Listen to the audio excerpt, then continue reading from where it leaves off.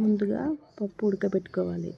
తర్వాత కడాయి పెట్టి కడాయిలో నూనె పోసి ఆవాలు జీలకర్ర వేయాలి.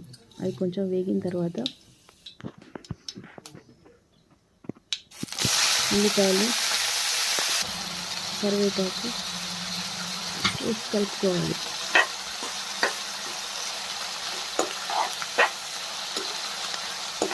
బాగా కలుపుకున్న తర్వాత కొంచెం అంతా ఉప్పు వేయాలి. ఉల్లిపాయలు మంచిగా మెత్తగా అవుతాయి ఉడికితే. తర్వాత కొంచెం అల్లం వెల్లిగడ్డ పేస్ట్ వేసి మంచిగా కలుపుకోవాలి. దాన్ని కలిపి అల్లం వెల్లిగడ్డ వాసన ఖచ్చితంగా వెళ్ళిపోవాలి, పచ్చి వాసన. తర్వాత పసుపు వేసుకోవాలి. పసుపు వేసుకొని మంచిగా కలిపి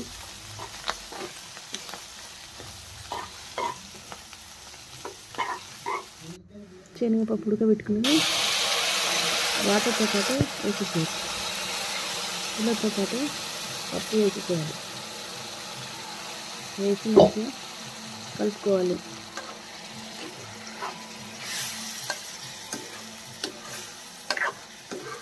కొన్ని నీళ్ళు కూడా వేయాలి దాంట్లో. ఇంకా కొంచెం పొడి ఉంటుంది కాబట్టి కొద్దిగా మెత్తగా రావాలంటే కొంచెం నీళ్ళు వేయాలి.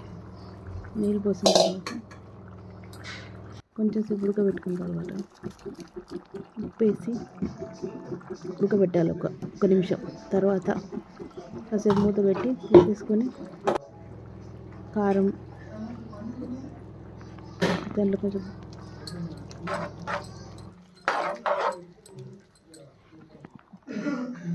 గరం మసాలా కూడా వేసేసి కొంచెంసేపు మూత పెట్టాలి. ఉప్పు కారం గరం మసాలా పట్టాలి దానికి.